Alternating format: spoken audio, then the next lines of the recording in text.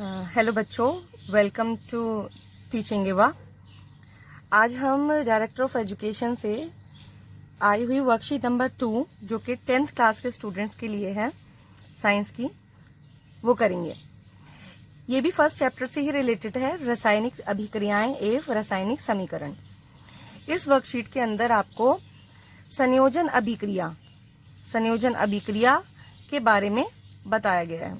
ठीक है, संयोजन अभिक्रिया कौन सी अभिक्रियाएं होती हैं? जैसे कि हमने फर्स्ट वर्कशीट में ये पढ़ा था कि दो प्रकार की अभिक्रियाएं होती हैं, एक भौतिक और एक रासायनिक।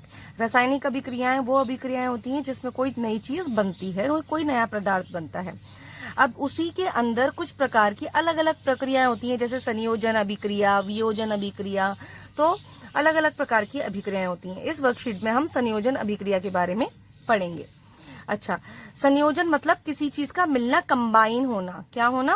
कंबाइन होना, मिलना या फिर जुड़ना। जैसे कि अगर A plus B, A B के अंदर जुड़ रहा है तो वो एक दूसरा प्रोडक्ट बना रहा है, C बना रहा है। ठीक है, तो वो कोई चीज मिल रही है, कोई चीज जुड़ रही है। ठीक है, ये एक प्रकार की रासायनिक अभिक्रिया है। इस अभिक्रिया में दो या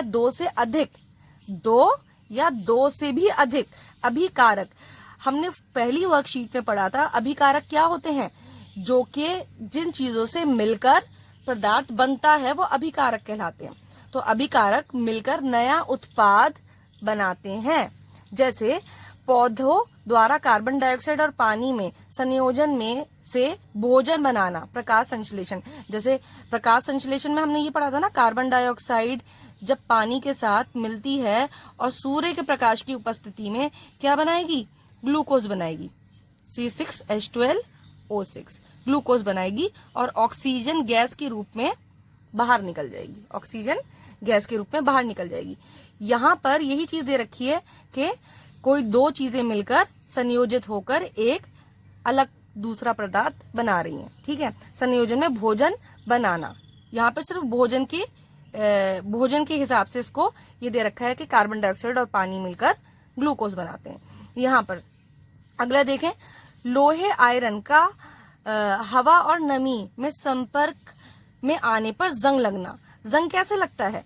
जब कोई लोहे की कील नमी से या फिर पानी से के कण उसमें क्या करते हैं? रिएक्ट करते हैं, अभिक्रिया करते हैं लोहे से, तो क्या बन जाता है? जंग बन जाता है। यहाँ पर कोयले का जलना है, बहुत आसान चीज दे रखी है। ये बहुत बढ़िया उदाहरण है किसका? संयोजन अभिक्रिया का, कि दो चीजें मिलकर, दो पदार्थ मिलकर और एक बना रहे हैं, ये संयोजित हो रहे हैं, एक दूसरे में मिल रहे हैं। ठीक है, कार्बन, हम जब भी कोयला लेते हैं, पेपर ले रहे हैं, वो सारी किस चीज की बनी हुई है? कार्बन की बना हुआ है। चाहे मोमबत्ती लो, कोयला या फिर हम लकड़ी ले रहे हैं, वो सब कार्बन की बनी है। और जब भी हम कार्बन में, पेपर में आग लगाते हैं तो कौन सी ऐसी गैस होती है जो निष्कासित होती है? कार्बन डाइऑक्साइड बनती है। ये कार्बन को ऑक्सीडाइज कर देता है, ऑक्सीकृत कर देता है। कार्बन जब ऑक्सीजन से अभिक्रिया करता है तो कार्बन ऑक्सीकृत हो जाता है और क्या बनती है? कार्बन डाइऑक्साइड बनती है। तो ये भी संयोजन अभिक्रिया है। यहाँ पर देखो, हाइड्रोजन और ऑक्सीजन से पानी बनाना। हाइड्रोजन और ऑक्सीजन जब मिलते हैं तो क्या बनाते हैं? पानी। तो यहाँ पर भी दो पदार्थ थे और वो दोनों पदार्थ मिलकर एक पदार्थ बना रहे हैं, तो ये भी क्या है? संयोजन अभिक्रिया है। संयोजन अभिक्रिया है। अच्छा, संयोजन अभिक्रियाएं ऊष्माक्षेपी, एक्सोथर्मिक। ऊष्माक्षेपी किसको कहते हैं? देखो यहाँ पर दे रखा है बड़ा वाला शाह। ठीक है, बड़ा वाले शाह से हमेशा याद रखना कि वो ऊष्मा को अपने अंदर से बाहर निकालेगा। जैसे बड़े लोग होते हैं ना, वो उनकी आदत होती है बच्चों को चीजें देने की, उसी तरह से बड़े वाले शाह से याद रखना कि वो अपने अंदर से ऊष्मा को बाहर निकालेगा। ठीक है, तो ऊष्मा बाहर निकलेगी। जैसे अगर मैंने एक पेपर जलाया, अब पेपर कार्बन का था, जब वो जला, ऑक्सीजन ने उसके साथ जाके अभिक्रिया करी कार्बन के साथ, तो उसने कार्बन डाइऑक्साइड बनाई। और जब पेपर जलता है तो क्या निकलती है? गर्मी निकलती है, ऊष्मा निकलती है, तो वो ऊष्माक्षेपी अभिक्रिया कहलाएगी। कौन सी अभिक्रिया कहलाएगी? ऊष्माक्षेपी अभिक्रिया कहलाएगी। पटाखा जब फूटता है या फिर हम पटाखे फोड़ते हैं तो उसमें से भी क्या होती है? वो भी एक्सोथर्मिक रिएक्शन होता है, ऊष्माक्षेपी अभिक्रिया होती है। क्योंकि इन अभिक्रियाओं के दौरान ऊष्मा उत्पन्न होती है। तो ऊष्माक्षेपी अभिक्रियाएं कौन सी अभिक्रियाएं हैं? जिन अभिक्रियाओं के दौरान ऊष्मा उत्पन्न होती है, इसलिए इन्हें ऊष्माक्षेपी अभिक्रिया भी कहते हैं। तो संयोजन अभिक्रियाएं ऊष्माक्षेपी होती हैं क्योंकि इन अभिक्रियाओं के दौरान ऊष्मा उत्पन्न होती है, ऊष्मा निकलती है। ये आपको बहुत अच्छे से याद रखना है। ये एमसीक्यू में भी पूछ लिया जाता है कि ऊष्मा अभिक्रियाएं कैसी क्रियाएं होती हैं? संयोजन अभिक्रियाएं कैसी अभिक्रियाएं होती हैं? ये ऊष्माक्षेपी अभिक्रियाएं होती हैं, इसलिए इन्हें ऊष्माक्षेपी अभिक्रिया भी कहते हैं।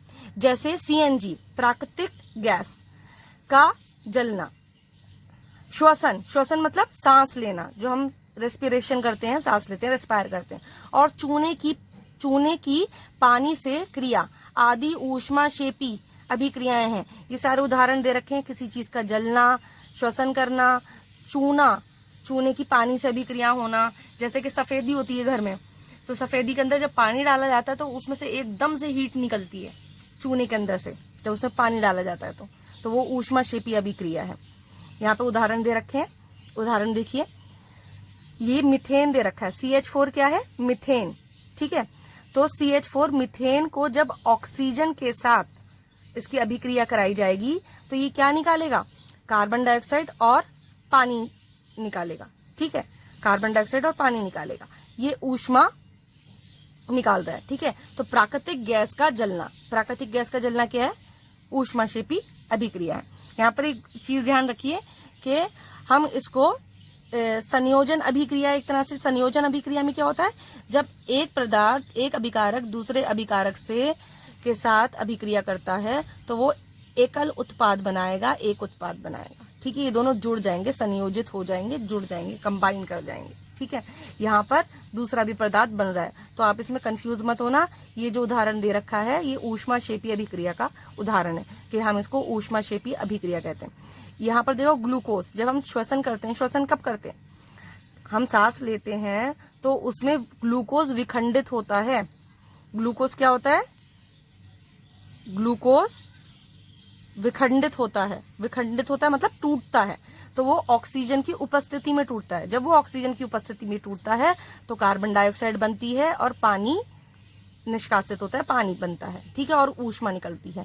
तभी जब हम सांस लेते हैं तो हमारे अंदर का जो हमने खाना खाया होता है उसमें जो सबसे सरल पदार्थ होता है ग्लूकोज, ऑक्सीजन उसके साथ जाके अभिक्रिया करता है और कार्बन डाइऑक्साइड निकालता है। वो कार्बन डाइऑक्साइड हम श्वसन द्वारा बाहर निकाल देते हैं। अब CaO, इसको कहते हैं बिना भुजा चूना। ये ध्यान रखना, बच्चे बहुत ज्यादा कंफ्यूज करते हैं भुजा चूना में और बिना भुजा चूना।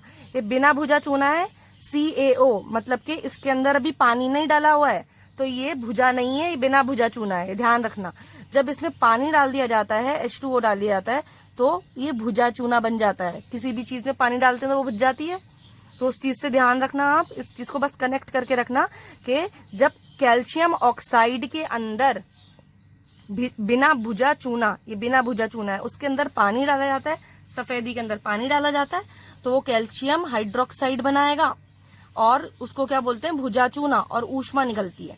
तो चूने की पानी से अभिक्रिया ये सफेदी के काम आता है, सफेदी करने के काम आता है। इसकी सफेदी बनती है जो घरों पे की जाती है, ये भुजा हुआ चूना होता है। अच्छा, अब यहाँ पे हम थोड़े क्वेश्चंस डिस्कस कर लेते हैं। बिना भुजा चूना जो कि क्या था हमारा, ये ध्यान रखना, जहां पर भी बिना भुजा चूना आएगा वहां पे आप कैल्शियम ऑक्साइड लिख दो, CaO, ठीक है। इसको क्विक लाइम भी कहते हैं। और भुजा हुआ चूना कैल्शियम हाइड्रोक्साइड क्रमश है। कैल्शियम हाइड्रोक्साइड और कैल्शियम ऑक्साइड, अब क्या है ये? कैल्शियम ऑक्साइड और कैल्शियम कार्बोनेट नहीं, ये भी नहीं है, ये भी नहीं है, और ये क्या है? ये आंसर है कैल्शियम ऑक्साइड और कैल्शियम हाइड्रोक्साइड। जो मैंने बोला, जैसे ही बिना भुजा चूना देखेंगे कैल्शियम ऑक्साइड लिखेंगे, भुजा हुआ चूना देखेंगे कैल्शियम हाइड्रोक्साइड लिखेंगे। तो बिना भुजा चूना क्या है? कैल्शियम ऑक्साइड, और भुजा हुआ कैल्शियम हाइड्रोक्साइड। सफेदी के काम आने वाले पदार्थ का नाम लिखिए। सफेदी के काम कौन सा पदार्थ आता है? ऊपर आपने पढ़ा था कैल्शियम हाइड्रोक्साइड। यहाँ पे देखो calcium oxide, calcium hydroxide, calcium carbonate, तो कैल्शियम हाइड्रोक्साइड। इनमें से जो अभिक्रिया ऊष्माक्षेपी, मतलब के ऊष्माक्षेपी नहीं है, जिसमें से ऊष्मा नहीं निकलती, उस पर सही का चिन्ह लगाइए। श्वसन क्रिया में सांस लेते हैं, ऊष्माक्षेपी है, ऊष्मा निकलती है। लोहे के टुकड़े का पानी में डुबाना, तो इसमें ऊष्मा निकलती है, इसमें इतनी ऊष्मा, उसमें ऊष्मा नहीं निकलती। मोमबत्ती का जलना, मोमबत्ती में तो ऊष्मा निकलती है। तो ऊष्माक्षेपी अभिक्रिया जो नहीं है वो बतानी है। ध्यान देखना, यहाँ पर नहीं दे रखा है। इनमें से कौन सा संयोजन अभिक्रिया का उदाहरण है? संयोजन अभिक्रिया जो कि दो चीजें मिल रही हैं। देखो यहाँ पर उदाहरण नहीं है, यहाँ पे दे रखा है जो उदाहरण नहीं है। यहाँ पे दो पदार्थ मिले, A + B मिला, तो क्या बना? H2O, पानी बना। तो दो चीजों से एक बना, संयोजन अभिक्रिया हो रही है, उदाहरण है। ठीक है, यहाँ पर देखो AgNO3 NaCl, यहाँ से अगर मैं इसको देखूं तो ये AgNO3 ये अलग अलग हो गए। ठीक है, इसके आयंस बन गए, और यहाँ से Na के अलग बनेंगे और Cl- अलग हो जाएगा, सोडियम और क्लोरीन का अलग बन जाएगा। अच्छा, अब यहाँ पर आप ध्यान देना कि जो Ag है वो तो Cl के साथ जाके लग गया, और जो Na है वो NO3 के साथ जाके लग गया। यहाँ पे देखिए, है ना, AgCl और NaNO3। What does it mean? इसका मतलब ये एक तरह से विस्थापन हो रहा है, ये संयोजन नहीं हो रहा, ये विस्थापन हो रहा है। तो ये संयोजन अभिक्रिया नहीं है। यहाँ पर देखो, ये दोबारा से संयोजन अभिक्रिया है। मैग्नीशियम में ऑक्सीजन के साथ रिएक्ट करा, ऑक्सीजन के साथ अभिक्रिया करी और मैग्नीशियम हाइड्रोक्साइड बना दिया। तो यहाँ पर भी A + B ने C बनाया, संयोजन अभिक्रिया है। ये संयोजन अभिक्रिया है, ये संयोजन अभिक्रिया है, ये संयोजन अभिक्रिया नहीं है। तो जो नहीं है उस पे हमको टिक लगाना है, ये आंसर है। होपफुली आपको ये वर्कशीट समझ में आई होगी। Okay, thanks for watching the video.